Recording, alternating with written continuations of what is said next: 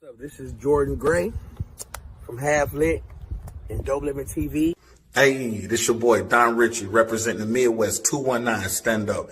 Hey, what's up, y'all? It's Lamar Tate. This is your girl, Monifa.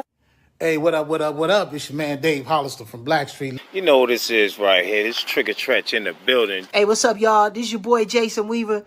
And whenever I'm back home in the Chi, I'm checking out Dope Living TV. Hey, it's your girl, Adina Howard, and you're watching Dope Living TV, live with Greg Gray and the crew.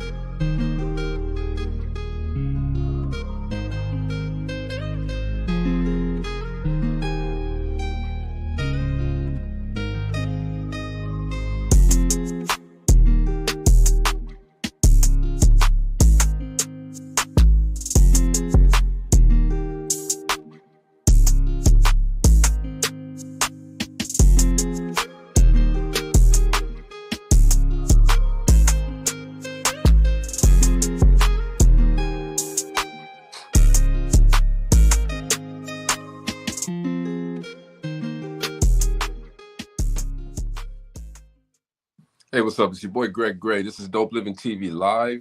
Let me start by saying the views that are expressed on this Dope Living TV Live are not necessarily the views of Dope Living TV or its affiliates. Having said that, man, welcome to the show.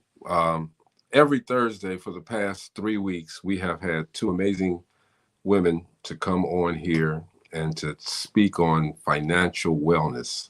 You know, we all think that we're okay financially sometimes, all right? And I've been guilty of that too. And these ladies have come on and showed me that I'm not financially correct. You know, I still got some financial weightlifting to do. You know what I mean? So I'm definitely so enthused, so encouraged by these women. Miss Martha Washington and Miss Atreeia Peterson, man, they have graciously came on and are giving you guys classes for free. Mo, you know that 4-letter word is, I hate that 4-letter word. What's that 4-letter word? Free. Yeah. But the thing is with this, man, okay? With these ladies, man, and again, welcome everybody to the show. With these ladies, man, they are definitely, even though they're giving this information, and Mo, we're going a half hour later, more today. We got to do it. We got to do it. Cool. I'm tempted to go 45, man. I mean, I'm just tempted to let it go, but because I was telling Atreeia earlier, man, I've done my exercise, took my vitamins, you know, and all of that stuff, and I'm up. I'm ready for it, man. Okay, because they got some great news for us today, as they do every week. This is week 3, everybody. Week 3. So y'all get ready, man. Y'all gotta get financially fit. They ain't ready, Mo. They ain't ready. I'm not talking about the ladies. I'm talking about the audience. They ain't ready for this. They need to get on it. It's going to be 2025, and it's some good stuff. I mean, this is some real good stuff. You know, you think about this. Think about this for a second. If you ain't got your motor running by now, this right here is the engine. I mean, this right here is the gasoline to get it running. You know what though, and to that point, man, at the ages that we are, and you know, I'd say 40s, 50s, you should be ready. You should be ready by now. You should have your finances in order so that you can have the rest of your life to go ahead on and do with the things that you want to do. But there's a lot of us that don't have it ready. Now, I know I'm financially stable, but there's some other things that I can do to secure that, you know, and these ladies have been graciously giving us this information. Well, I mean, it's not too late for anybody. As far as I'm concerned, you know, I said, if you breathing and you can work and you can do what you need to do to put something away, to have a fast track as well, you know, and I know they're going to get into that later on, but. Well, yeah, they're a wealth of information, man. I swear they are. And well, I don't. Hey, family. What's up, Jenny? Yeah. That wasn't an enthusiastic hey. I'm sorry, y'all. I'm so sick. I didn't know if I could make it the whole hour. She got the body. Hour. If you remember, we're doing an hour and a half today with these ladies. So Well, you I want don't to make it that long. get your Mucinex and Yeah, all of that I'm gonna stuff be together. ducking out sneezing. See, and wiping my nose. My nose so sore. because you went out the country and then you come back, man. You know. I know it was 85 degrees and I came back to 30-degree weather. But I never had Snowing, this. raining, It was a great vacation, but it never hit me like this. It really hit me this round. That's cool. Sit back, Gina, relax. And we're gonna let the ladies do their thing, okay? First off, we got Miss Martha Washington. Hey, Martha. Hey. Hey, Martha. Good to see you, Gina. You too. Gina, get You look beautiful. Get that ginger tea with lemon and honey. I can't do the lemon, but I've been drinking tea. Plenty of tea. I haven't even had an appetite. I ain't even been eating. Well, that's okay. You don't need to eat anyway. I know. I hope I can shed some pounds while I'm not eating. And hey, man, I ate while I was out there. Let's bring on the lovely Atreeia Peterson. Hey, Atreeia. Hey. Hi. Hey, Gina. Welcome back. Thank you, Amber. Fantastic actress Amber Penn says, "Get well soon." What's up, Amber? So, ladies, you know, again, this is the third week. We got 3 more to go, but I'm trying to stretch it out, man. You know, you make 3 turn into 6. I know. I mean, I listened to the replay and I got so much information and some of the stuff I was doing already, but it was some new stuff in there. I was like, exactly.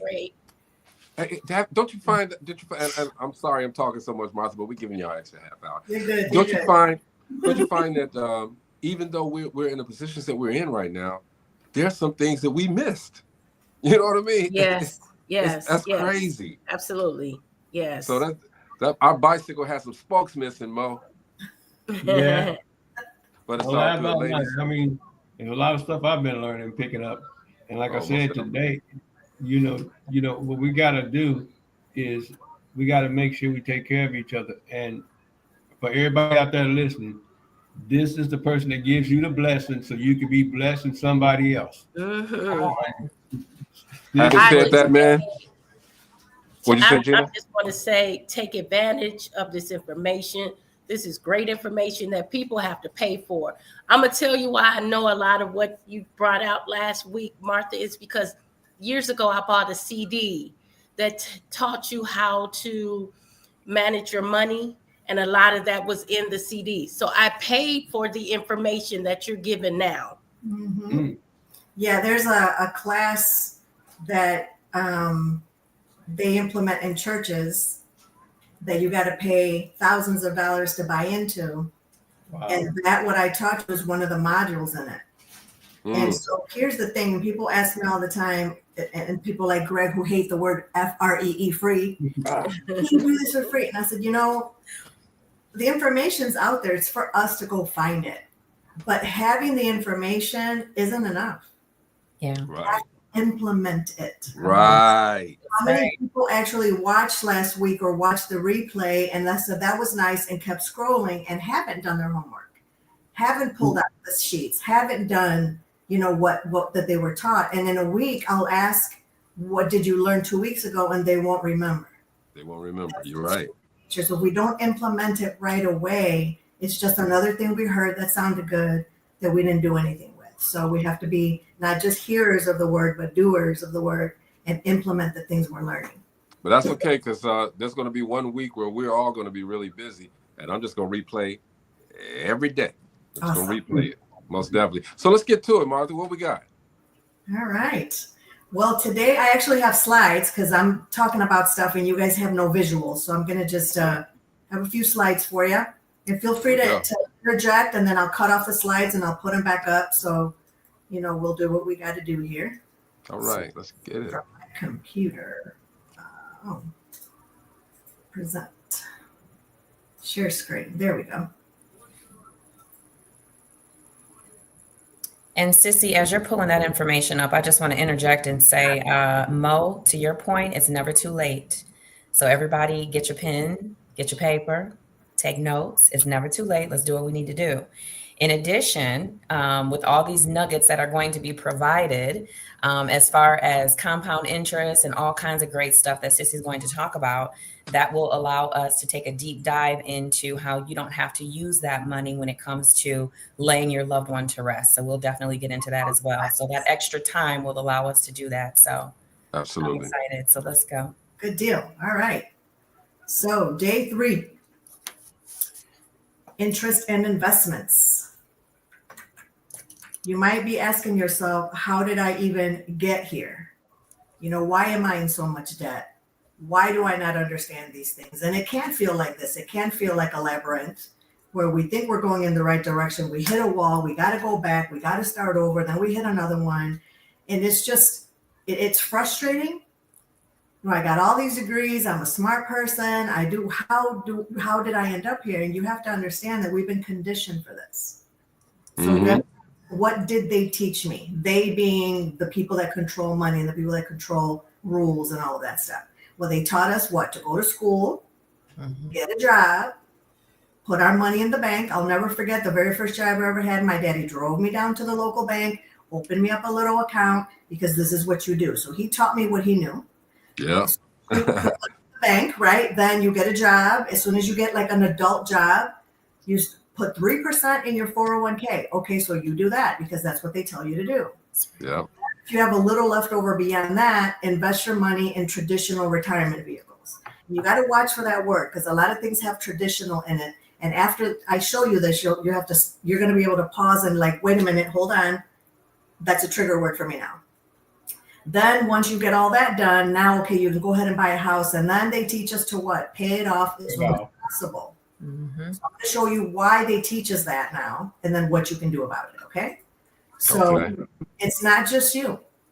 The average American household, study after study after study has shown that we're going to make on average about $2 million in our lifetime.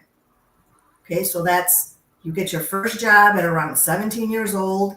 You work for 50 years. Now retirement age is 67, not 65 or 62, 67. So you work for 50 years. And on average, if somebody makes around $40,000 a year, at the end of all of that time, they would have made $2 million.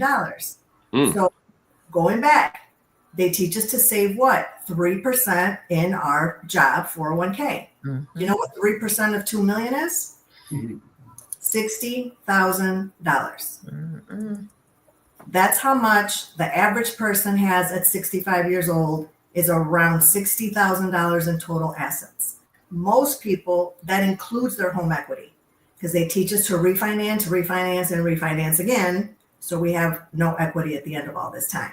So if you're saving 3% into your account, we have about 34% of our paycheck goes to debt.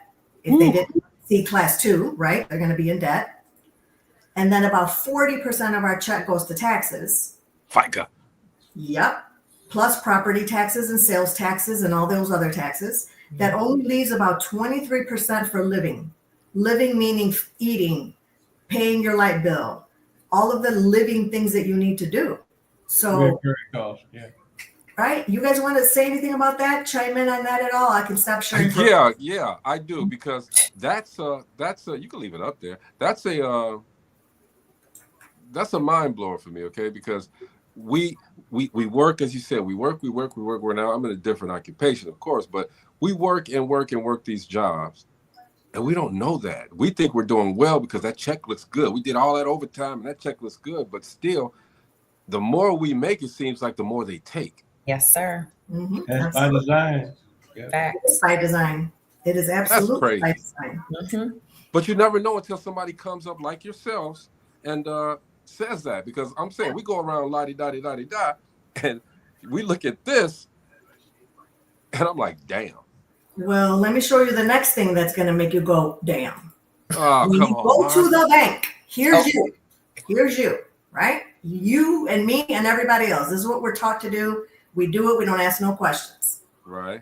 You put your money in the bank, and if you are lucky, and I mean really lucky, you might get 1% on your accounts. If you're super, okay?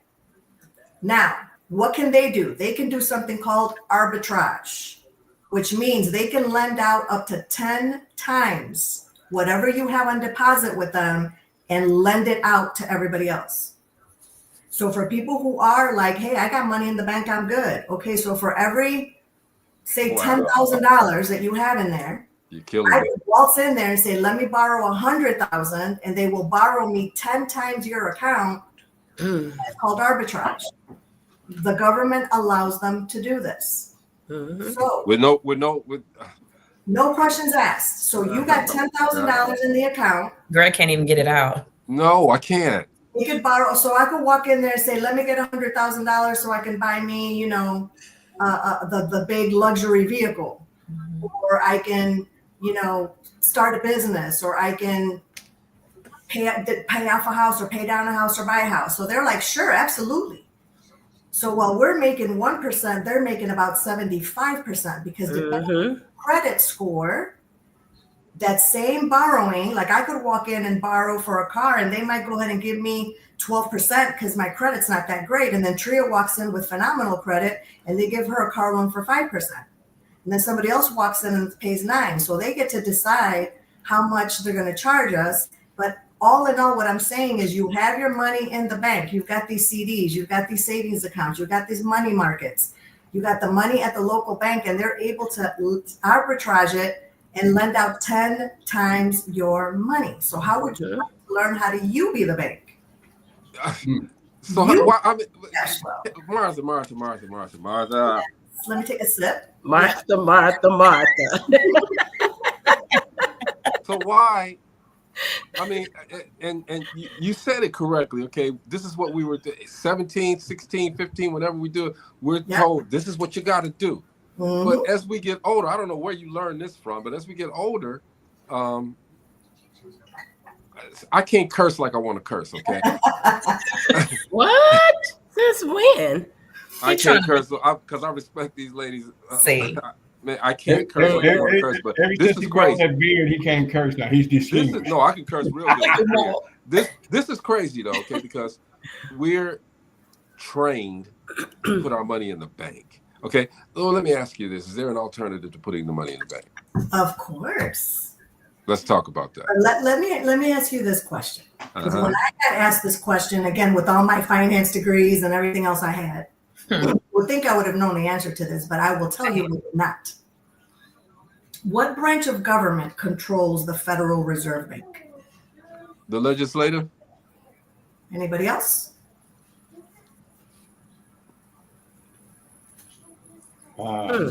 You telling me I'm wrong? You know why you don't know? Because no government controls the Federal Reserve Bank.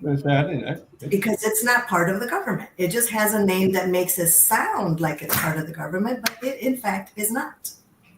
Well, we can deep dive into that, but we'll go down a whole nother rabbit hole. But I'm just trying to put in your mind, plant the seed, question what you think you know, because whoever taught it to you is making something from it. So, and that's the problem for me. I understand, you know, they got the banks are in the business to make money, okay, but like this? Yeah, because the Federal Reserve Bank is owned by private citizens, so it's not a government agency. But anyway, let's not go down that rabbit hole. Let me teach you that money has rules. And just like any game, like I don't play video games with my grandsons because they play all day, every day, and Granny shows up once every 2-3 months and doesn't even know how to move the controller. And so who's going to win that game? They are. Because they play all the time. They know all the rules. They know when the guy's going to come out and shoot him from the left corner. They know all that stuff. So everything has rules, including money. And money has a lot of rules that you need to know how they work. The number one rule that I want to teach you today is the rule of 72. This is a very good rule for you to know because this rule teaches you how money works for you, how to make money work for you with the magic of compounding interest. So the rule of 72 is just a mathematical formula. This is one that you're going to want to learn. You can take the number 72 and divide it by any interest rate, and it's going to tell you exactly how long it's going to take your money to double. So you don't have to guess. So if you came up on $10,000, let's say you're, 26 years old, you worked all summer through your college, and now you're out of college, and you're like, okay, I got $10,000. I'm going to walk into my local bank because that's what I was told to do, and I want to save it there. Now, you always want to ask, what is my rate of return? Whatever they tell you, you divide it by 72, and that tells you exactly how long it's going to take your money to double. So let's use that example.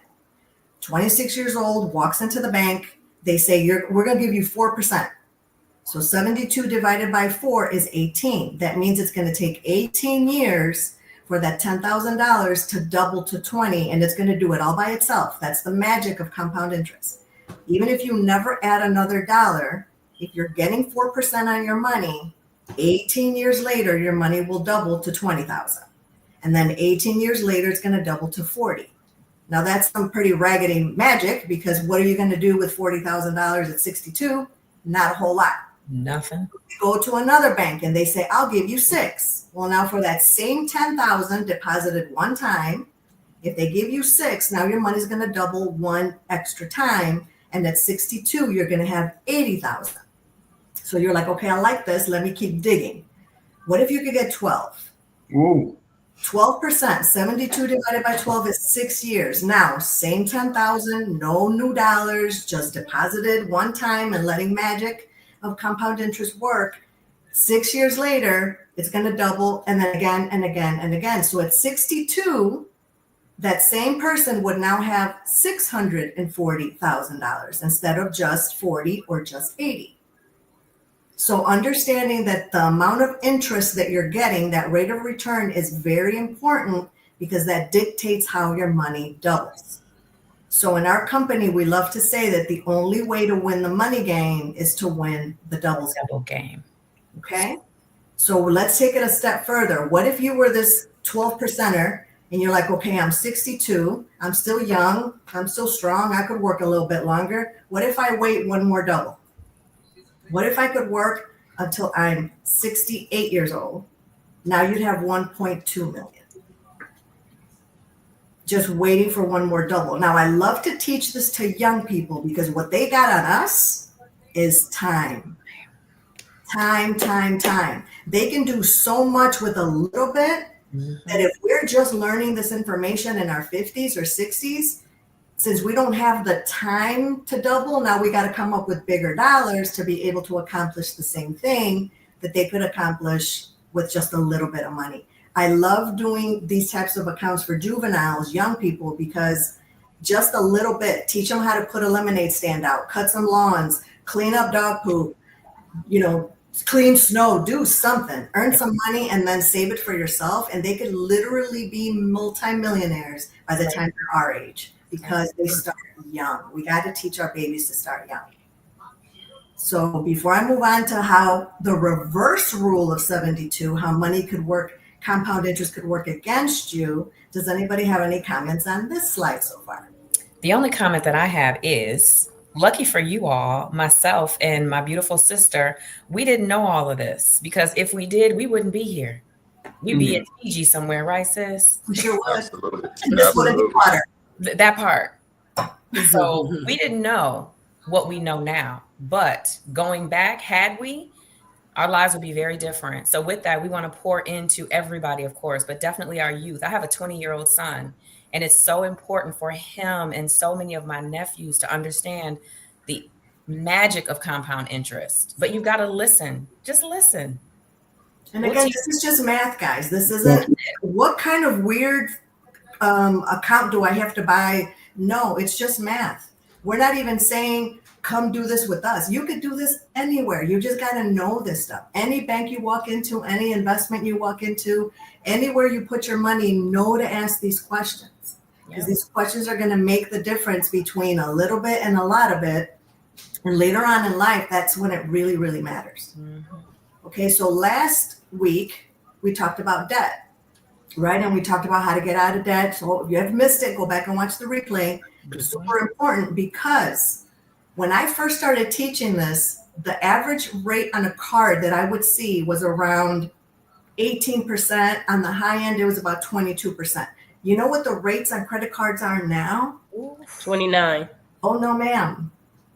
35%. 34.99% is the average credit card that I see now. And they slide this right under the radar on you in those little tiny prints that you get on the privacy statement, blah, blah, blah, whatever, once a year that we all look at, see them little letters. That I ain't reading that and throw it in the garbage. And in there, they tell you, hey, we're going to raise your rate. And we missed it.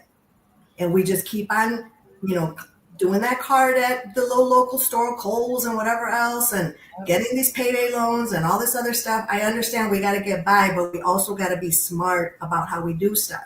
Because here's the reverse rule of 72. If you have a credit card, 72 divided by the rate on that credit card. Okay, let's just do math real fast. Pull up your little calculator on your phone. 72 divided by 35% is 2 years.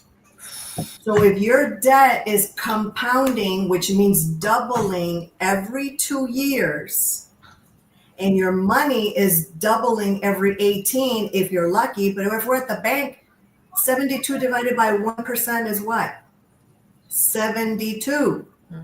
Which means that your money ain't doubling for 72 years if you leave it at the bank. So you see how we get into these predicaments? Like, we are taught to go get credit. The American way is go get credit, go borrow, go borrow, go borrow. One thing I will say that third world countries, we don't do, they don't give people credit. Nope. If you don't get cash, you ain't getting it. It takes people sometimes decades to build a house because they put on as they get the money to pay cash to do that. Now I got the foundation. Now I got one wall up. Now I got 2 walls up. And it literally takes years and cash as they go to build their home. And when they're done, their home is paid off. That's why they tell you not to get sick in China, because you got to pay cash for those procedures. Yeah. Having a baby, you got to have the cash right there. My auntie fell in Mexico and broke her hip, and they had her sitting in a hallway of a hospital for 26 days until the American family was able to pull up enough money to send it to Mexico so she could get surgery on her hip and her leg. Can you imagine that? But so anyway, compound interest can work for you, but it could also work against you. So you have to be very, very aware of what you have. If you don't know, please go pull up your statements. Please look at, again, the name of your creditor, your balances, what's your interest rate, and what's your minimum payment. Go back and watch the replay. Go back and I'll tell you, I told you exactly the steps to do to get out of debt in record time. If you need help, I'm happy to sit down and do it with you. Share the spreadsheets with you and everything, I'll give it to you. I just want everybody to win and free up some money here so they can understand that now they can put it to work for them. So, okay, now that we're out of debt, we understand the rule of 72. So what are some of the investments? Where can we put our money? Well, again, the traditional ones are, right, your savings account. Everybody knows that one. I'm over here bugging, man. I'm over here bugging. I'm sorry. It gets better. It gets better. Everybody knows those. And again, I'm not saying they're bad. You just need to have all the information so you can decide what's best for you. That isn't all there is. Okay, so if we graduate from savings, money market, and CDs, now we're putting money in our 401k, 403bs, 457s. What are all those numbers? All those numbers, you guys, are literally just tax law. There is a tax book that's about this thick. It wouldn't even fit on the screen. And there's thousands and thousands of tax laws in there. Number 401-K in that book is a 401k. Number 403B is 403B. So depending on where you work, you get different types of traditional retirement accounts. So what do those say? Those say that you invest your money pre-tax, so it feels like a hookup. You don't got to pay taxes right now. Don't worry about it. You can pay later. Let's defer the tax. Defer is just a fancy word for later. You still gotta pay it. You still got to pay it. Those taxes have to be paid at some point when you start to withdraw money from it. If you withdraw it before 59 and a half, you're going to have to pay some penalties. but the taxes will always be there. We'll dig real deep next week when we get to the T, which is taxes and transfer, okay? But it's just tax law. Then you've got your IRAs. Again, the names, traditional IRAs and Roth IRAs. So a traditional IRA works exactly like a 401k. You put in your money pre-tax, it grows deferred, but it gets taxed later. And then you've got Roth. Roth is just a new tax law that was introduced by Congressman Roth that says, wait, can I put in my money after I pay payroll taxes on it? Sure. Now you at least already prepaid your taxes. Now it's going to grow and you don't have to pay taxes later on when you take it out. I got a question. Yes. So you mentioned defer. I know several people that have deferred their student loans, deferred their credit cards and this and that. Is deferring a wise option? No, because while you defer again, it's just a fancy word for later. Just it's pay me later. And again, it sounds like a hookup. Layaway. Here's a person with a literal finance degree. And when I had my student loans, fell into hard times, 2008, all this other stuff, they call you and say, hey, would you like to defer your accounts? And they put the nicest, sweetest little lady on the phone. And she sounds so sweet, like your Aunt Mabel. And you're like, okay. And you think she's doing something good for you. You know what I found out 2 years into my deferment? They're rolling my interest was still compounding. The interest never stops. So it's all those 2 years and like 4 months. I didn't make my payments, but that interest kept compounding. So I messed around and ended up owing more than when I started. In interest. Because I didn't realize, didn't ask questions, didn't know, right? You don't know what you don't know. I didn't know to ask questions and dig a little deeper, bless you. So sure, I didn't have the payment. That felt nice for a little bit. But I didn't understand that the compounding interest was going to continue to work against me. Right. You know, Martha, a lot of people got caught in that with the pandemic with their rent payments and their mortgage payments. And they were jumping up and down for joy because they put that in place. And then after they lifted it, people were getting evicted, homeless, struggling to try to make that huge payment. Yeah. A lot of people are not going to catch up.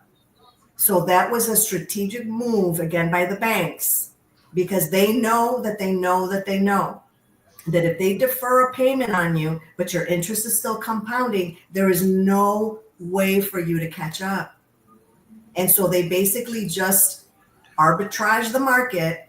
And what they're waiting for now is for all of those real estate, we'll jump down to real estate now as an investment, all of those houses to come foreclosures, especially commercial property, because nobody needs to rent.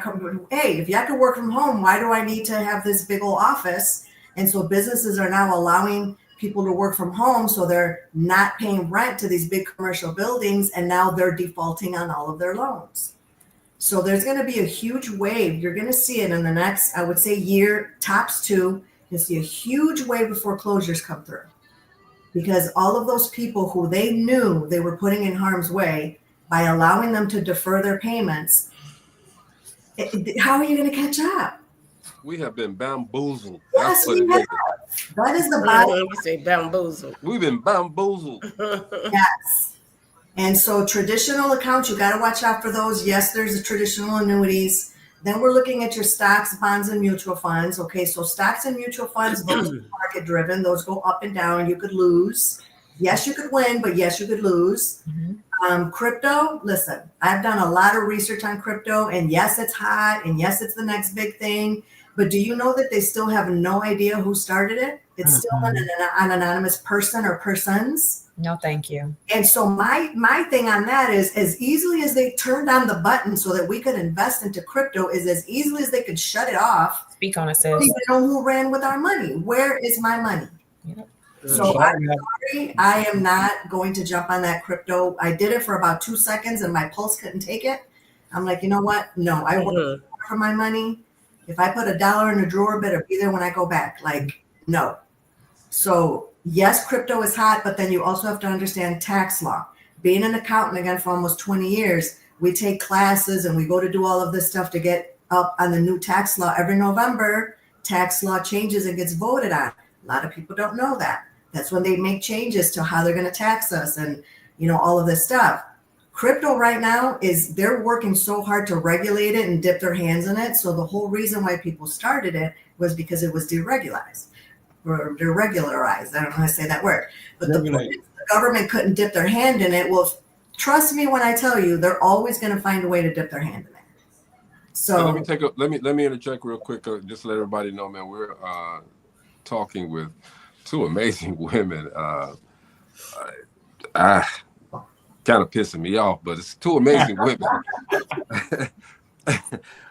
Financial wellness coach Martha Washington, and I call Atreeia just a financial advocate, man, because she has a lot of different. She puts her hands in a lot of different things. Okay, Atreeia Peterson, man, and we're in the third day of the 6-week financial fitness. I mean, all the way over here, it's killing me that there's things. Now I've had, because I've being in the line of work that I do,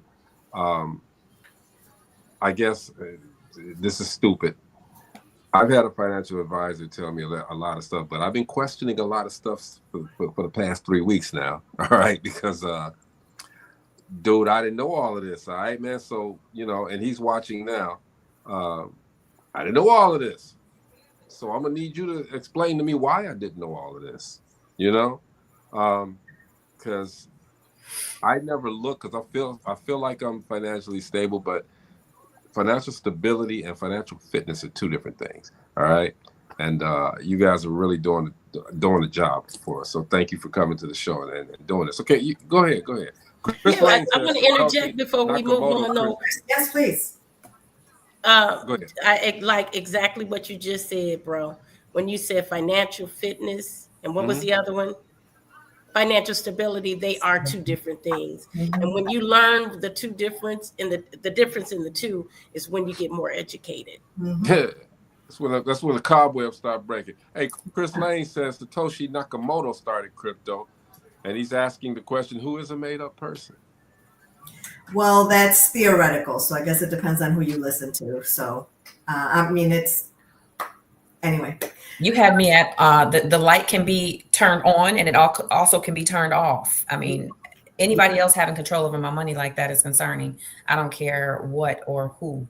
That's a no. But go ahead. I just want to get rid of mine. I ain't got that much. So, and then also too now, the question is asked on the tax return. It started last calendar year. Is have you invested in any any type of investments? Now again, right now it's the honor system, and who's going to raise their hand and be like, yeah, me. But the point being is they're asking the questions and they're keeping tab on things, and they know more than you think, than we think they do. So just something to be aware of. But going back here to the slide, you'll notice in the 401k line, it says pension and SS, and they're crossed out. That stands for pensions and Social Security, because those used to be viable options of how people could, conceivably be like, I'm going to retire. I know, there's a lot of people that, for example, I know a woman I helped with her retirement. She worked at Wilson. She started there decades ago. Wilson, like sports, the equipment, and she's got a pension from them. But they stopped that years ago. So she was grandfathered in, but they don't do that. They haven't done that in, I think she said, almost 20 years. Mm-hmm. Started the 401k. That's why they started it. They're like, wait a minute, why should we have to foot the bill for people's retirements? Let them be responsible for their retirement accounts. And they started this way of investing. And why is a 401k so lucrative? Why does every job offer it? Well, as an employer, you get tax incentives. The government gives you incentives to offer that to all of your employees. And the more people opt in, the bigger your incentives are. So again, we'll talk about when we talk about taxes, but that's when the pension went away. I rarely, and I mean rarely, see people with pensions now. And if I do, they're very small. And then Social Security, again, that's another, some people argue for it, some people argue against it. I'm just not counting that as one of my retirement legs. If it happens to be there, then that's awesome, but I'm not expecting it to be. Mm-hmm. You know, they keep extending the years because they got to make it last longer somehow. They're hoping we don't make it to 67. Yeah. When they started Social Security and they made the age 62 to retire was because people died at the first time of cancer, the first time of, you know, these bigger diseases. And now we're living longer. So the longer that we're living, the money's got to stretch further. Mm-hmm. So they keep pushing the age, and hey, if you wait till 72, we'll give you more money, and then crossing their fingers you don't make it to 72. Right. So Well, guess who don't make it to that age group more often than others? Exactly. Yes, we don't. Black and brown. We pay for everybody else's except for ours. Yes. So real estate is great. I did it for many years, but again, you got to understand it. And the way that you make money in real estate is you got to invest to get money out. You got to invest to get money out like anything else. Mm-hmm. But I always ask people this when they say, I want to invest in real estate for my children. And I say, is your intention to leave them a brick and mortar house so they could touch the bricks and walk in the rooms and have the actual property? Or do you want to leave them the money that the real estate represents so that they could have some leverage in life? And 9 out of 10 times it's no, I want to leave them the representation, the money. And so then there's other ways for you to save your money without having to deal with tenants and you know, repairs and property taxes and property values going up and down. And if you could just have the money and not deal with any of those headaches, would you like to learn how to do that? Most people say yes. Some people are like, no, I love real estate. I love the game. I love the fix and flips, and I love the buy and holds, and I love doing all of that. So I'll always dip at least a toe in there. But they would just want to know what are my options? Is that the only option I have, or do I have more options, right? And so the one that Atreeia and I talk about, the one that we teach about, is the hybrid account. So it's a hybrid 7702. And 7702 is just another tax law in the book. Why is it all the way in the back? Because it's really good for you. And the really good stuff they hide in the back, right? So the tax law 7702 says that if you save your money with after-tax dollars, so after you've already paid them in your paycheck, you've got after-tax dollars. If you save your money into this account, the tax law 7702 says that your money inside of this account grows tax deferred. So check, we like that. Mm-hmm. But you can pull your money out tax free. So it grows tax deferred, you can pull it out tax free. Wow. Okay, so again, we'll get into that more next week when we talk about taxes. But again, as we're talking about options for our money, this is what they teach us, right? Either fixed accounts because they're safe. A lot of us that are very traditional people that grew up very old school, like walking into the bank, like seeing the building, touching the walls. Like, I know my money's in there somewhere, and that feels good to us. And that's okay, that's good.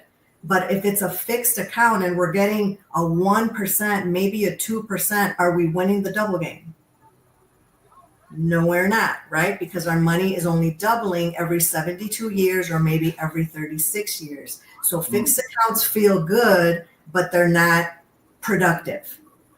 Then we sway all the way to the other side of the pendulum, and we want to go to variable accounts because we want to see that growth. We want to see those teens, right? That 12, 14, 16, 18, maybe some 20-something% returns, because those feel amazing when they're up. But what can variable accounts do? Go down. Go down. And it hurts more when it goes down than it feels good when it goes up, at least to me. Mm-hmm. So what if you could combine, that's why we call it a hybrid, because we're combining both things. We're combining the certainty of the fixed with the variable ups. And even though we might not get all the upside, because there are some caps, we at least get none of the downside. Imagine being able to save your money and never again lose another dollar ever again. So let me show you what that would look like. In the hybrid account, believe it or not, it's cash accumulation inside of a properly structured cash accumulation life insurance policy. So it's Did you have a question? Greg, did you have a question? Tax law. Yep. Mm-hmm. No, Did you have a question, Greg? I was agreeing. I'm just saying I like that. I'm giving the okay sign. I like that. So that's the hybrid. That's how you get the best of both worlds. So let me show you a real life example. If you have somebody who back in 1997, right, that's most of us were pretty decent adults by then, 27, 28 years old, maybe in our early 30s. We say we sold a business or we sold a property because we were in real estate and we got $100,000. Mm-hmm. Two people, one of them puts their money in the S&P 500 because they want to see those variables, those highs. The other person puts it into the hybrid account, into an index account. So the first few years, you know, they're both going up. And then remember Y2K? Yeah.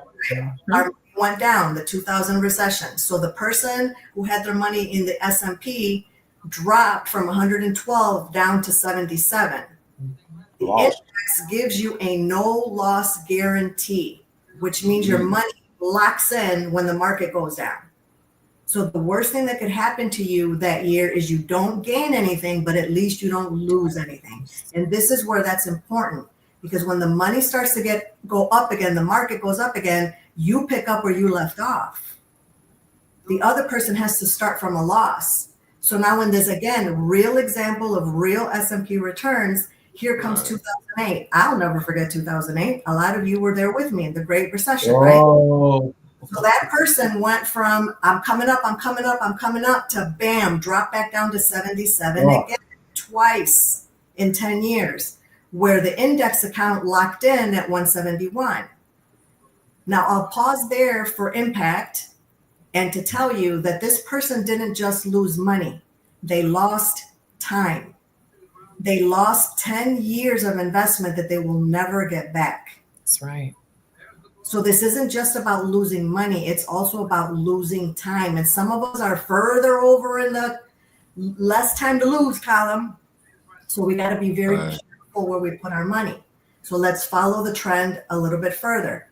Now the market after that, if anybody's been in the market for the last 13, 14 years, the market is beautiful. You feel like, man, why don't everybody do this? They always like this, right? Yeah. So our money went from 77 and they went all the way up to $400,000 in 2021. The index account, though, is at 532. Silly hypothetical question, which one would you rather have? Okay. Then what happened after that? What was the next big crash that we had? COVID, right? Pandemic hit us 2020, so the markets fluctuated. In 2022, our $400,000 buddy now dropped to 281. The index locked in and stayed at 532. So if you were the one that saved all of this money from 1997 all the way to 2023, and your intention was to retire in 2024, which one would you rather be? 532 or 281? 532. Hello. Right. Not to mention, if you retire then, the tax burden is going to be on the other one as well. We'll talk about that next week. Yes, Talk sir. about it, Mo. Yes. My point to all of this is you have options. Yes. You can still make good money. You can still compound strongly without taking on all that risk. Mm-hmm. If you like risk, by all means. I know I have friends who are like, man, I like the adrenaline rush of the market. I like the adrenaline rush of gambling because it's literally what you're doing. If you're putting your money in the active market, it's my personal opinion that that's just another form of gambling. And if you like it, I love it. I'm not here to tell you what to do with your money. You should tell them what to do with their money, though. Is to just show you what's out there, what's possible for you. Because if you didn't know that this was possible and you only knew about stocks and mutual funds and crypto and all of that stuff, then you didn't know that you could make this choice, but now you do. So now it's up to you if you want to explore this option or if you want to continue to do what you've always done. Mm-hmm. So, but you have to ask yourself again, we talked about what they taught us. What else did they teach us? Don't ask questions. Don't ask no questions. That's the biggest lesson they taught you. You didn't even know they taught you that one. Let me explain to you why. Do banks take their own advice? This is an article that came out, and in that article it said that banks, when it comes to investing their own money, don't follow conventional wisdom and put their cash into mutual funds, stocks, hedge funds, term life, or risky real estate deals. They don't do that. That's crazy. That's crazy. Instead, they place a large portion of their vital reserves, their reserves, known as Tier 1 capital, into what? High cash value life insurance, or what's called permanent insurance. Banks, in fact, invest billions, billions with the B, into high cash value life insurance. And surprisingly, for many banks, life insurance is their largest asset class. So then why do they tell us to put our money in a mutual fund or a stock or a hedge fund? Why do they tell us buy term and invest the difference? Why do they say, hey, let me, give you some real estate loans so that they can arbitrage it and lend it and lend it and lend it and make 75% to our 1%? That's why. They beating our ass. That's what they doing. Okay. Now, does everybody know who Warren Buffett is? Oh, yeah. Right? Everybody knows who. Yes. Would you take advice from him? Check this out. Yeah. Listen to this. Warren Buffett advised to his heirs, so his children and his grandchildren. This is what directives he's got for them. Put 10% of the cash that I'm going to leave you in short-term government bonds, and the other 90% in very low-cost S&P 500 index funds. I believe that the trusts, because everything's in trusts, long-term results from this policy will be superior to those attained by most investors. So again, index funds, index funds, index funds. Wow. Okay? What else did they teach You're me? killing me, Martha. What else did they teach me besides don't ask questions? Pay taxes till you die. And guess what? You pay even more taxes after you die. And that's the little cliffhanger for you to tune in next week and learn all about taxes, because we think that when we invest our money, the biggest risk that we have is what? Market risk, right? Yeah. Sometimes people think that's the only risk to our money. But did you know that there's all these other risks? So pause for a second, Sissy. Yes, ma'am. Getting into the risks, what really frustrates me, and just being straight up transparent, we're having this conversation amongst each other, in addition to everybody else that's watching. How many people are going to do different because they know better to do different? There's so many people that we try to educate, and they're still resistant in making the better choice when it comes to investing and protecting your money. That blows me. And looking at all the risks, you feel me, Greg? And with all the risks and everything that we're being so honest and transparent about as to the negatives and the positives, you still have so many people that still want to stay in the norm of what they have been doing all this time instead of shifting the mindset. That scarcity mindset, it blows me. So that's why I start with that as a foundation of the class. Because if you don't have the right foundation, if you don't believe that this is for you, if you don't believe that this is possible for you and that isn't going to work for you, and people like me don't come up, and people like me, that you're going to get stuck there. But if you could see, man, listen, if it's working for one other person, even one other person, then that means it works. Somebody about to get fired. Somebody's doing it, and somebody's coming up on this. Why not me? Right. Why not me? But these are the other potential risks to your money. It isn't just the market. It's also inflation. This is for my people who are like, well, I don't trust banks no way, so I save my money at home. Exactly. Inflation. Let me explain to you what that means in simple terms. When I got married in 1990. And I'll never forget the first time I went to the grocery store, I had a heaping cart full of groceries because that was the first time I was putting money in my money. I wish I was putting money in my pantry. But it's filling up my pantry. So I had to get all the stuff, right? All the spices, all the staples, all the everything. So I had a heaping cart full of groceries. And when I went to pay, it was about $100. Yep. If you go buy groceries today with $100, what you gonna get? 2 bags. Nothing. Oh, you're not gonna get 2 bags. I hope you don't like meat because you ain't getting none. Right? So that's inflation. Gas. I'll never forget. Also, I was pumping gas talking to a friend of mine from high school, and we got so into the conversation that the gas started overflowing out the pump. This is before they had the safety stops. And he was like, man, you're wasting all this gas and it's almost $1 a gallon. And we were like up in arms because gas was almost $1 a gallon. Now we're excited if it's $4. So that's inflation. Things that you use every day cost more money. You need more money to buy things. So if you have cash sitting at home, let's say same 10,000 that we used earlier, just to keep it simple. You come up on those $10,000 and you hide it somewhere in your house. 10 years later, when you go to pull out the 10,000, does it have the same buying power that it did when you put it away? Nope. No, it does not. So you actually lost money by not putting it somewhere where it could compound. That's called the loss of opportunity. That's the rule. But Martha, with that, you think about the life insurance policies our parents bought. And they bought those life insurance policies and they kept them until we were grown. My mom gave me my policy that she got for me when I was young, and it was worth $2,000. Wow. She had the policy all my life. Yep. And so those policies were created. That's terrible, man.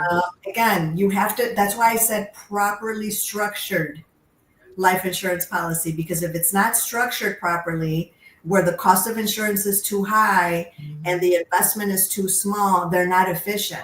Right. But Martha, the ones that we build are low cost of insurance with high cash accumulation. So you have to know what you're doing.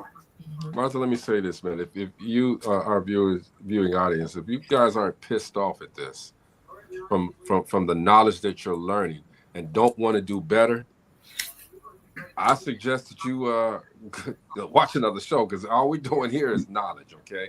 This is going to help you guys get financially fit, as we titled everything that these ladies are doing, okay? Because I'm a little pissed off, okay? And I hope that my guys is pissed off as well, all right? Because maybe he didn't know. Yeah. You know, maybe he did not know. But there's a lot of things that you guys are saying that are truly making me angry. All right, because but you know what stopped a lot of people? I'm sorry, I didn't mean to cut you off, bro. No, go ahead. Because I'm ranting because this is just. You know what stopped a lot of people? Is a lot of people feel like I live paycheck to paycheck. I can only pay my bills. I can't save. I can't do any of those things that you're talking about. But they have to. Once they talk to someone that with the knowledge that Martha and Atreeia have. You don't have to be well off in order to save. You don't. I mean, we can literally. That's the part they miss. $100 a month, $200 a month, but start with something. But you know, the killing part to me too, though, Gina, so much to that point is you have people that are quick to say, I can't do this. I can't save. I can't. Right. When you look at their feet, they got on them Jordans. You looking at them, their hair's done. They ain't missing a beat when it comes to the aesthetics of what you Come on, Atreeia. Come on. But when it comes to you investing into yourself, you on pause because you feel like you can't afford. Let's first have a conversation. You don't even know what that looks like as far as what the cost would be to put something like this in place. Let's have a conveison first. That knowledge. Go ahead, Ma. That alone is probably 6 weeks just to break that mind, frame. A frame of thought, that's 6 weeks alone. I mean, because a lot of people don't understand that, you don't have to have your Jordans. You don't have to have, your hair and your nails did or whatever every week. Come on. So, that money right there could be making you money. That could be a vehicle for your future. Yes. And it's just a trade-off. It isn't forever. No, it's not. No, it isn't forever. It's literally just an exchange. I don't like diets because diets. I don't eat sweets. Anybody that knows me knows I do not eat sweets. I love crunchy, greasy, salty stuff. I don't eat sweets. But the second that that I tell myself I'm gonna go on the diet, the first thing I crave is cheesecake and donuts because I'm telling myself what I can't have. Right. When I help people through this stuff, I don't put them on budgets because budgets have the same reaction. I show people how to have a spending tracker. All we're doing is tracking our money, and then we have a prosperity chart. That's right. These are the prosperity things that I want, and this is if I track my money and I do these diligent things, I'm going to prosper and I'm going to be able to attain these other things on my prosperity tracker. So it's mindset. Mm-hmm. But going back to what we taught on day one with the mindset, that scarcity mindset, my mom was always the one that no matter what came up, her immediate was, we can't afford it. Didn't even look at the bank account, didn't even check to see. Her immediate was, we can't afford it. Excuse me. You know, so that's a mindset, and it can be broken. Again, if I give you one example of somebody that looks like you, talks like you, and lives like you, that has won and has beat the system, that means that you can do it too. Exactly. Yes. We're going over today, guys, just so you know, because we have to get this knowledge. Once we're on this train of thought, we have to continue this train of thought. We normally end right now.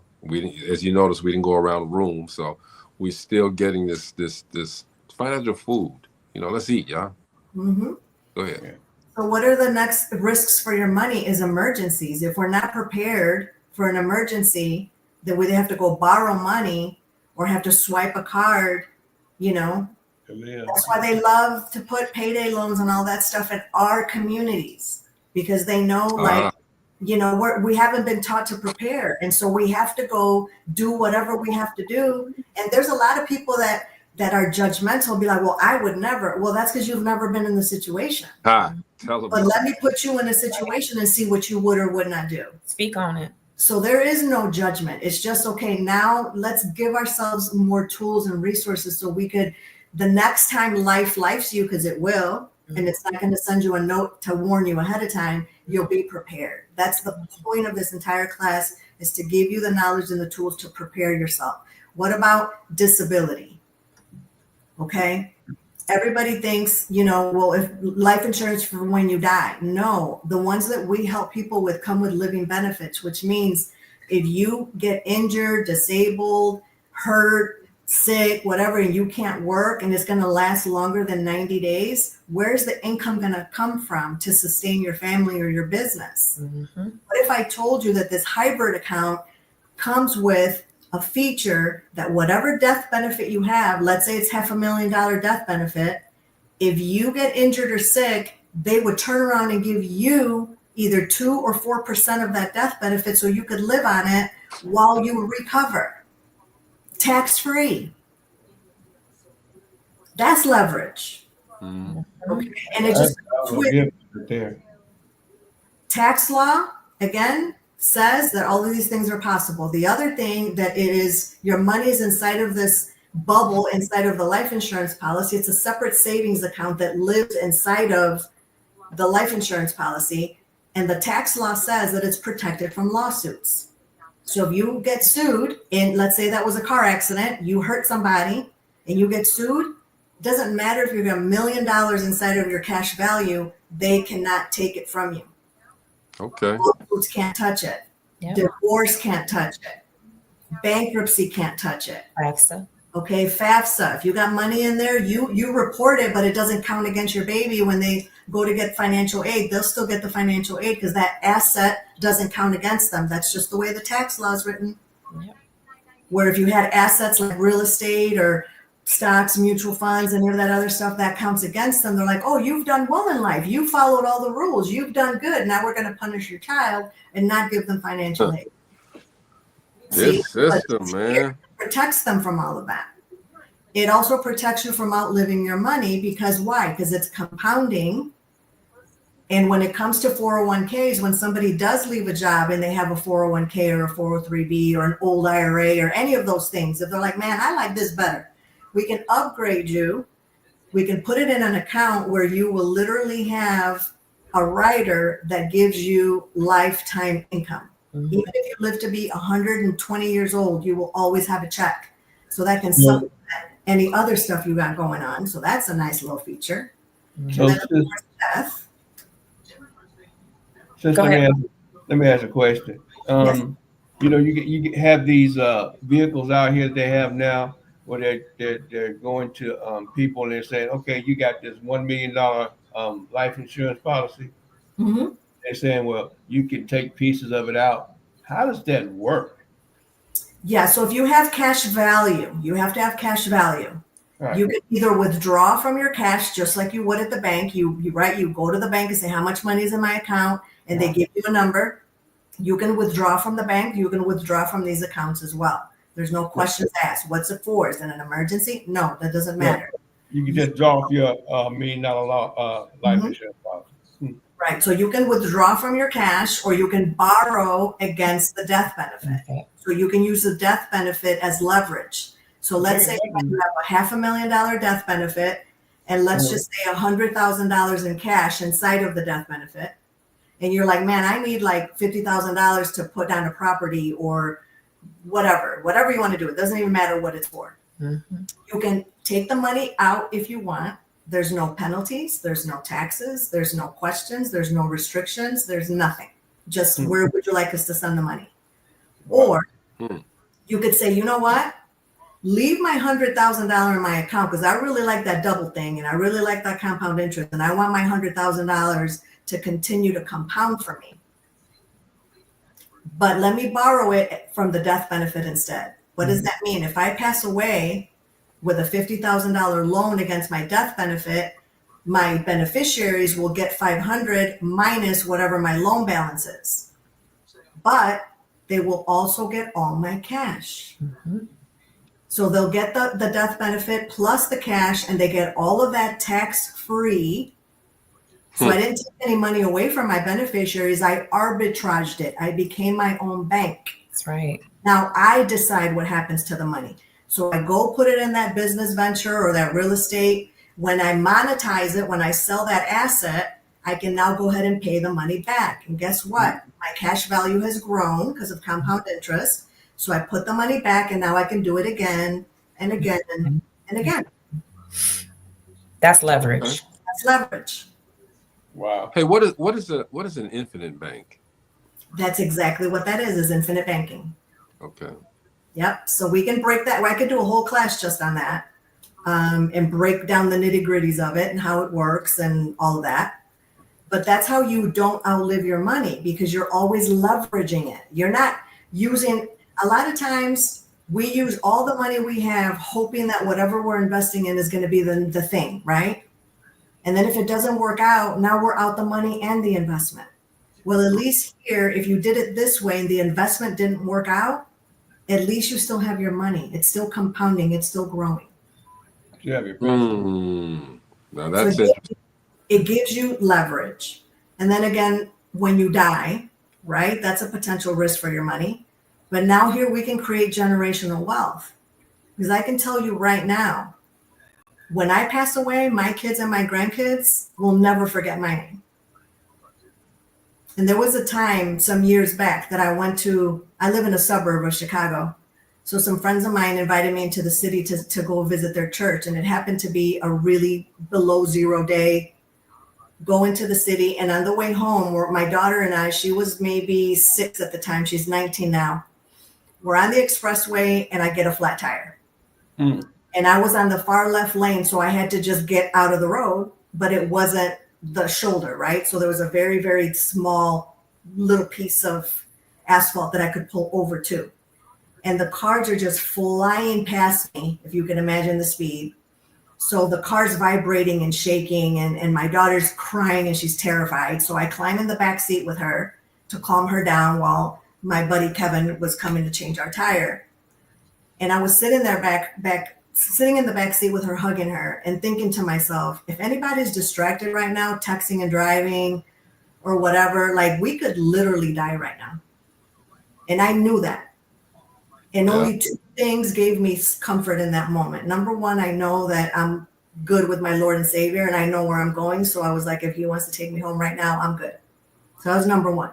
Number two, I knew the policies that I own and the life insurance that I have on myself and my daughter.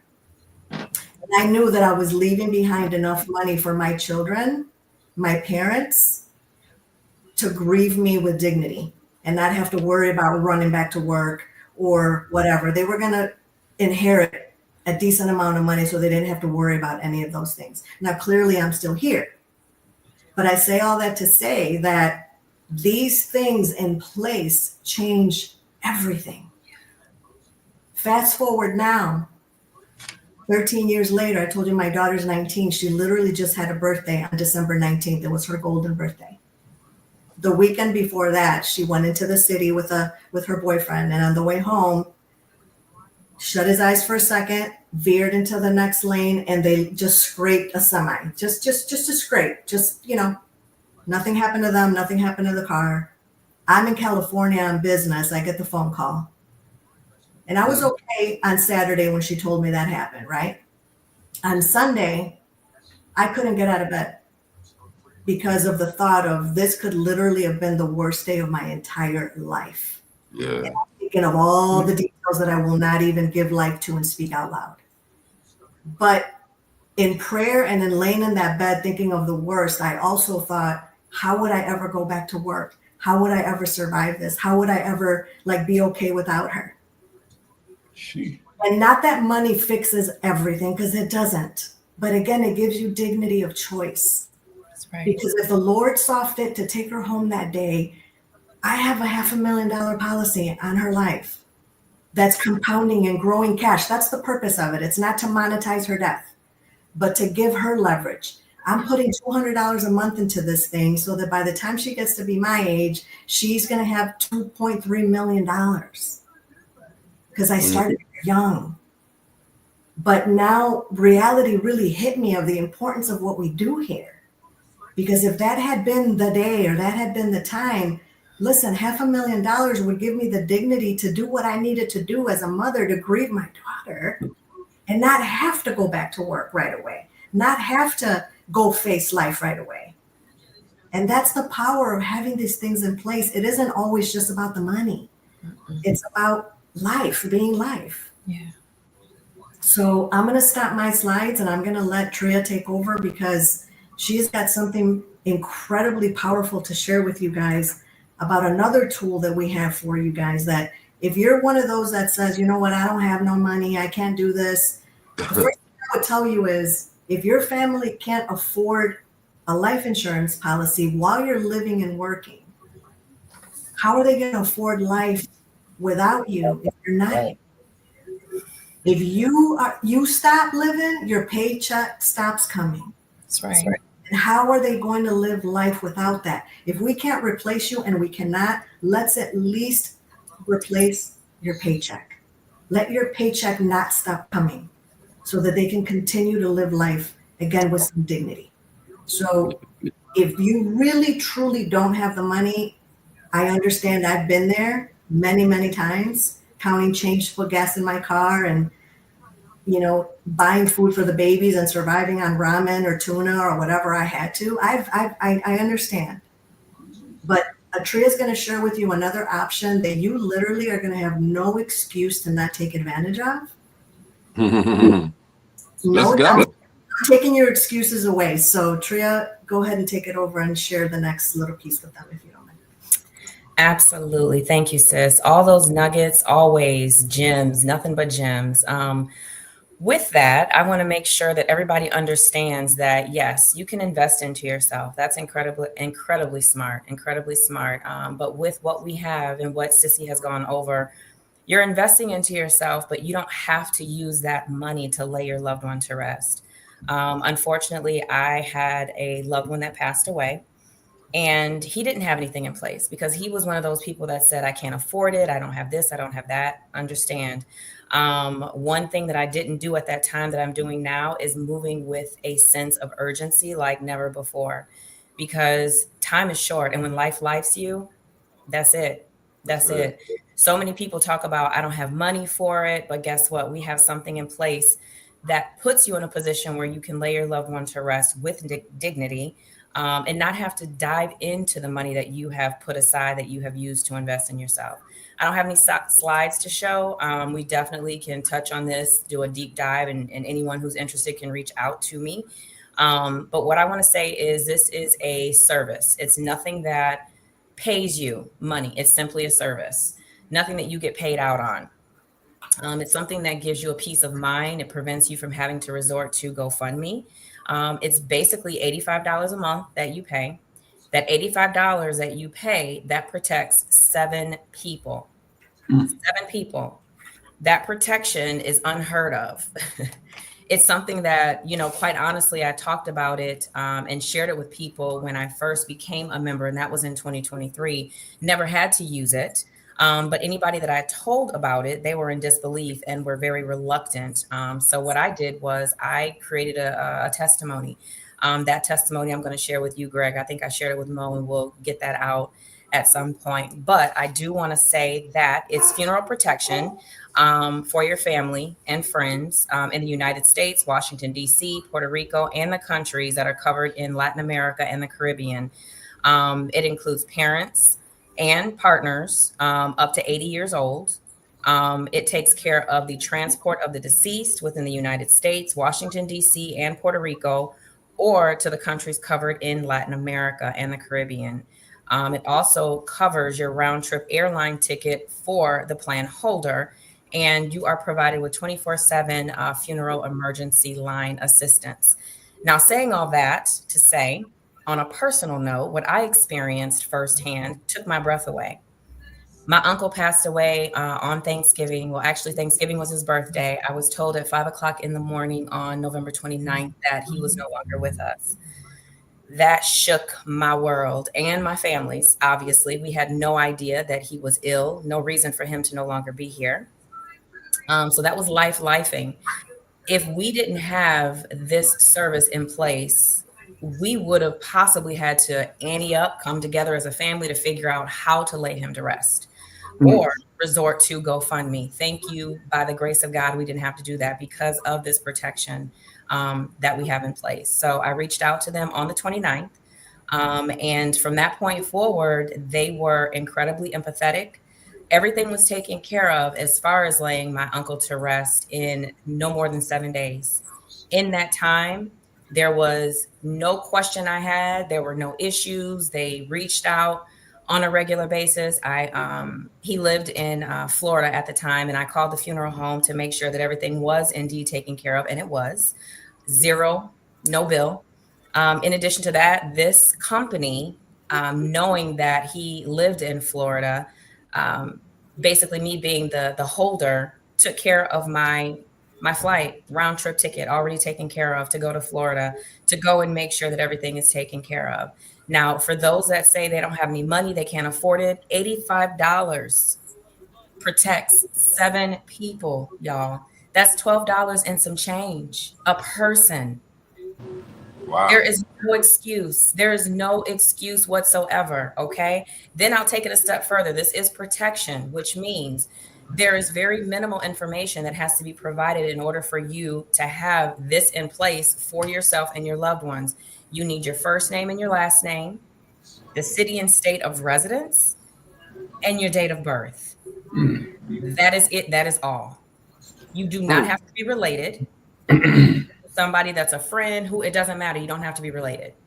Either way, there is absolutely no reason that we cannot have something in place when it comes to when life lifes you, not if, but when, being in a position where you can lay your loved one to rest with dignity, without dipping into everything that Sissy just went over as far as you investing in yourself. Yes, there are living benefits, which is incredible and unheard of with a lot of insurance carriers, but you don't even have to entertain touching the death benefit, because this right here takes care of everything of laying your loved one to rest from A to Z. Sis. What if their residence is a place of incarceration? That's no problem. No problem. You can be incarcerated. That's fine. When I shared this with a friend of mine, they were like, because they have a son that is incarcerated, they're like, what? Yeah. Another colleague has an adult son who from time to time leaves the house and is gone for days, sometimes weeks, sometimes months. He suffers from mental health issues. And so they're obviously always worried about whether he's going to ever make it back home. And for somebody like that, who has had instances where he's wanted to take his life and do other things, he's covered. Mm-hmm. He's covered. And as far as protection, sis, thank you for pointing that out. In the United States, and I'm looking at my slide, let me pull it over here so I'm not looking away from you all. It is for all 50 states. Now, it's easier to just read it really quick. Washington, D.C., and only the unincorporated territory of Puerto Rico. In Latin America, you have Argentina, Bolivia, Brazil, Chile, Colombia, Costa Rica, Ecuador, El Salvador, Guatemala, Honduras, Mexico, Nicaragua, Panama, and so many more. And even in the Caribbean, you've got Haiti, Jamaica, and the Dominican Republic. So I have a girlfriend of mine that I was speaking with, and she was like, "Girl, I need something like that in place. You know, traveling abroad, you just never know." So something like that prevents you from having to worry about having your loved one, their body shipped back home, wherever that is, back to their roots. I mean, there's just the level of protection that you have here is, like I said, it's unheard of. It's one that is ridiculous of anybody not to invest into themselves and protect their families for $85 a month. That's it. That's all. Great. That sounds great. I'm gonna ask a question. Yeah. What's up, This Mom? quick, I was talking about this great thing to a few people. Of course, I've been spreading it like butter. Okay. Yeah. And one question I did not have an answer for. Say, for instance, I covered 7 people. You know, 2 or 3 of them passed on. I got them covered, and I passed. Yes. Then when I pass, what happens? That's a very good question, Mo. So with that, you have the protection in place, and you got 6 other people protected, because it's those 6 plus you is 7, right? Mm-hmm. Whoever it is that you're protecting, you all need to be in communication with each other, because God forbid you're the holder. Exactly. So everybody needs to communicate amongst each other to say, you know what, we want to keep this in place because, 3 or 4 different people have passed. And with that, guess what? We still want to keep it going. Right. Because we want to continue the protection for the other family members. Now, another thing is you have an anniversary date. So what that means is, let's say you wanted to get this in place today, Mo. What happens is today's your anniversary date, right? 3 people pass, you are still fine, but 3 people pass, you cannot add 3 other people in their place until your anniversary date. Oh, so you can add more people. Absolutely. Absolutely. Back up. Absolutely. Oh, so those 3 man. pass, you can add on 3 more people in their place on the anniversary date. Yes, sir. Man, this thing should be blowing up now. It should people, your phone should be jumping all coming running. It is. It is. I didn't mean to, but I keep doing this because it is right now. Because guess what? Like I said, myself included, it was, you know what? I don't want to say that it was necessarily too good to be true. I saw the beauty in it, but not having to use it. There were other people that were just kind of like, I don't know. And I get it. You're on the fence. You don't know. But when I was in a position to have to use it, I had to use it, Mo. I had to use it. I didn't know that this would happen to me. And by the grace of God, I still had it in place, because my main thing was my uncle, my whole heart. He didn't have anything. And he was my main person that I said, I got to keep this for, if not for anybody else, for my Uncle Martin. Yeah. And when he passed and I had to use it, I was like, whoa, this is everything that it said. I mean, if I could definitely turn back the hands of time and not have to use it and he still be here, absolutely. But the point is, I had something in place, because had I not had this, then what? Right. Then what? Question, Atreeia. Excuse me. Can you get 7 people and you not be one of the 7, but you are the payee? Or do you have to be one of the 7? You have to be one of the 7. Gotcha. You have to be one of the 7. And you know what? Actually, let me double check that, Gina, because I don't see why that would be. I take that back, because I feel like it could be 7 people, but as long as if you are the one that agrees to pay, because this is something where you do have to allow it to be coming out of your account of whatever you set up every month. So I do want to stress that to people, because some people were like, oh, can I just send the payment in? No, you got to set that up. So I don't see why it would have to be you included on that. So I take that back. The reason I asked is because I have my arrangements, my plot and everything paid for. Okay. And so, I put that in place over 10 years ago. And so my family wouldn't have to worry about when I pass away. So I paid for everything up front. Absolutely. But you would be the one where that $85 would be paid by you every month. Right. Okay. Bury me in the river, man. Just throw me in the Really, Greg. I didn't want to be thrown in the river or So, burned. I wanted to be buried. The other thing that I want to point out too is the reason why I stress $85 is because so many people are stuck on what they can't afford. $85 is what you pay every month, right? You can take care of the one payment for the whole year, which is like $1,000 and some change. So you have the option to pay monthly, quarterly, or for the entire year. But I like to stress $85 because a lot of people that are saying they can't pay, well, how can you not afford $85 when it's $12 and some change each person? Like, help me. No, and honestly, you could get a few family members to contribute together and make it easier. If you have a close-knit family, you can say, hey, let's the 3 of us or the 5 of us pay this $85 a month to make it easy on everybody. That's it. Or if you don't have a close-knit family, get some friends, get some neighbors, get some coworkers. Because again, you don't have to be related. Wow. You don't have to be related. And what if it's only 2 people, Atreeia? Can that be done? It can be done. Absolutely. And the reason why I stress $85 and for 7 people is because if it's for 2 people, it's still going to be that same price depending on the age. And I can give you the specifics of that. However, why not protect as many people as possible if you paid $85? Right. Why not? I'm gonna put we Greg in there, Chris in there. We got financially stimulated today. We're not fit yet, y'all. We got more stimulation. We are not stimulation. Yeah, these ladies will be back next week to give us the financial foreplay. But I had to do. I just had to say it. Anyway, of course you did.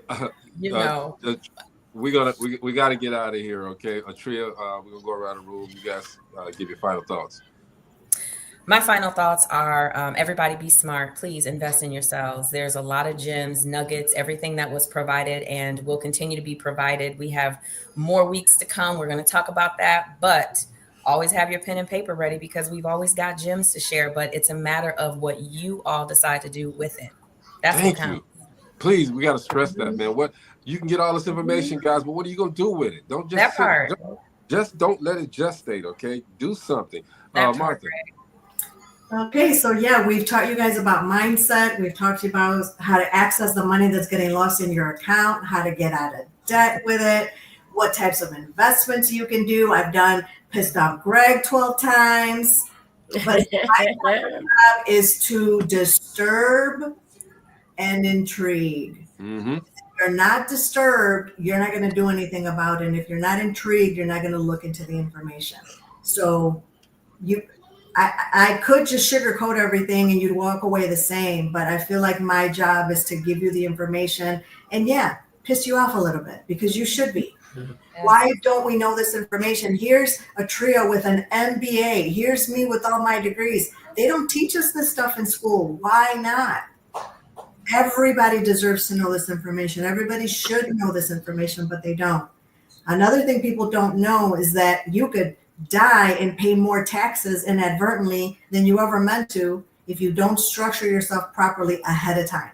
Mm-hmm. So we asked in the comments, when are we going to talk about trust? Next week, because we're going to talk about taxes and transfer. How do you transfer the money that you have accumulated? You did all the things right. Properties, you've got businesses, you've got accounts, you've got all this stuff. How do you now transfer it to the next of kin and not trigger taxable events? How do you charge your beneficiaries from paying so much money in taxes? If we don't do it properly, that's exactly what happens. So tune in next week for taxes and transfer. Yes. Thank you so much, Martha. Wise words, man. It pissed me off, but it should piss you all off. All right, Mo? That's right, because I'm going to tell you something. This is the most financial information, good financial information I've gotten, period, in my whole life. In a minute. I get bits and pieces of things, and I know some things, but some of this other stuff about, what we were talking about, what y'all were talking about earlier, and that kind of blows my mind because you're not taught that. I mean, you can make a couple of $100,000 a year and be broke. And the reason why you're broke because you're doing everything that people done taught you over the years. Don't nobody tell you about this stuff. So if you out there sitting on the fence or scared, later for that. Right. Later for that. Really. Thank you, sis. Thank you very much. You're welcome. My pleasure. I just want to say, those of you that's relying on your life insurance through your employer, come on, Gina, don't do it. I worked at a company for 18 years. I had a $250,000 policy.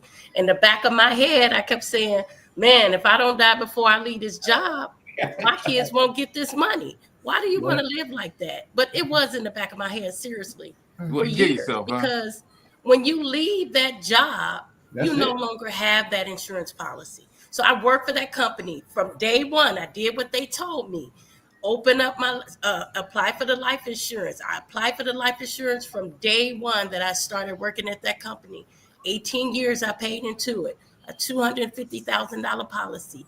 I left the company 2 years ago. I have nothing to show for that $250,000 policy or the money that I paid into it. So you need to protect yourself in a better way than depending on your employer. And this is the thing. Wise words. The disability and the illness. If you are severed from employment, if you're sick, injured, whatever, you don't go to work for more than 30 days, you lose your benefit. I have had the absolute tragedy of having to tell families who came to see me because they couldn't believe it was true. Can you read these documents for me? Usually people that don't speak English, but you could speak English and still not understand English if you don't know what you're looking at. But they're like, read this. They thought that their loved one had life insurance at the job, and they did, but because they fell ill and they were gone from the job for more than 30 days, you know, they lost that life insurance policy. There was this one woman, I will never forget her face. She was literally working at her desk, knowing she was dying, because she knew that if she died and wasn't working, her kids would get nothing, and she was a single mother. She literally went to work knowing she was dying so that her kids would get that money. And that could have been avoided by owning your own policy. Take the money, especially if they give it to you for free, take it. But always be in control of your own future and own your own outside the job so that you control it. That's right. Yep. We appreciate everybody coming through and watching and getting this knowledge, getting these gems, getting this financial food. The ladies will be back next week, okay? Man, thank everybody who shared the live today, okay? 106 people so far. Thank you guys for sharing the broadcast, because this is necessary. It's needed. And we have to... We have to get fed, guys, okay, somehow, some way, okay? And instead of, go to the comedy shows and this and that, man, on Thursday nights, 7 o'clock, y'all check out DopelivenTV Live, because we got the gurus here, all right? I'm pissed off, and I'm going to be making a call soon. We're off. My man's going to have to explain some stuff. I almost said shit, but I'm going to say it anyway. He's going to explain some shit to me. It slipped out, y'all. I'm sorry. Anyway, man, thank you, ladies, for coming on tonight, all right? Next week, guys, have your pencils and pens ready. I think Martha's going to be quizzing people very soon, so Martha, just don't quiz me, okay? See you next year. Don't quiz me with the anger in my head, okay? This yes. When we see each other again, Greg, it'll be 2025. Yeah. Y'all better get it together. 2024 is already gone. When we see you next time, it's gonna be 2025. That's it. That's it. So we need to be ready. We need to be ready. We need to be equipped. We need to be financially fit. Thank you, ladies, for coming to the show.